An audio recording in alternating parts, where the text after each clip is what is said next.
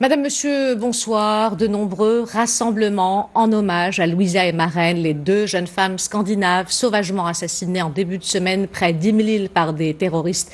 Un acte barbare dénoncé par des milliers de personnes à travers le royaume qui se sont réunies il y a un peu plus d'une heure. C'est devant les ambassades de Norvège et du Danemark à Rabat que des centaines de personnes se sont retrouvées. Ils ont apporté des fleurs et allumé des bougies en mémoire des deux victimes. Reportage Abdelhamid El Morabit, le récit est de Mehdi Soufiane. La société civile unie pour dénoncer la barbarie. Devant les ambassades de Norvège et du Danemark, plusieurs militants associatifs se sont de nouveau rassemblés pour exprimer leur solidarité. Nous n'avons jamais connu de tels actes dans notre pays. Nous devons réagir et exprimer notre solidarité avec les peuples norvégiens et danois.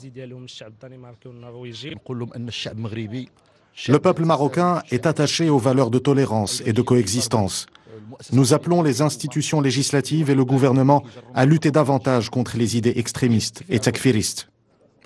De nombreuses associations féminines étaient également présentes lors de ce sit-in à Rabat. Nous voulons dire aux criminels, aux terroristes lâches, que le peuple marocain les rejettera toujours. Exprimer notre grande tristesse, notre solidarité et présenter nos condoléances aux familles de ces victimes. Je suis très triste pour ce qui s'est passé. D'ailleurs, ma pancarte elle est en danois et je demande pardon au nom de tous les Marocains. Les participants au sit-in ont tenu à réaffirmer leur attachement à l'amitié entre les peuples marocains, norvégiens et danois, ainsi que leur rejet de l'extrémisme et de toute forme de violence.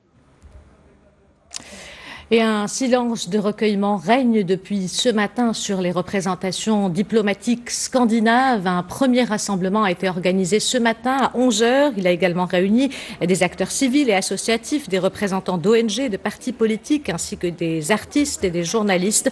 Tous sont venus pour exprimer leur solidarité avec les familles des victimes et condamner cette attaque terroriste qui n'a rien à voir avec les valeurs et la culture marocaine basée sur la tolérance, la coexistence et le rejet de l'extrémisme, du radicalisme et de la violence.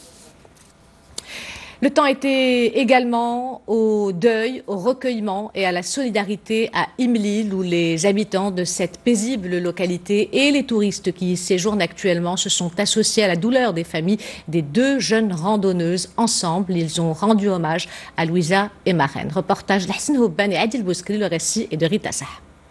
Des drapeaux danois et norvégiens, des gerbes de fleurs, c'est dans une ambiance de piété et de recueillement que ces familles de la commune d'Imlil, les membres de la société civile, ont observé une minute de silence en hommage aux deux femmes victimes d'un meurtre barbare dans leur région. Les plus jeunes ont eux aussi tenu à envoyer leur soutien aux familles de Louisa et Maren. Nous, les enfants de la région, nous voulons envoyer un message de paix au monde entier. Notre pays est un pays où règne la sécurité et la paix. Tous les habitants se sont réunis ici pour condamner ce genre de crime.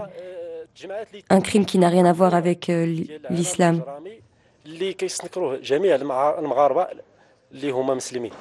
Imlil, commune rurale de la province d'El Haouz, située à près de 1800 mètres d'altitude aux portes du Toubkal, est réputée pour ses paysages exceptionnels et son calme. Chaque année, plus de 18 000 touristes visitent la région, des visiteurs qui sont même tombés amoureux du coin. Ici, je me sens en sécurité, les gens sont gentils et accueillants. Je suis heureuse d'être ici au Maroc.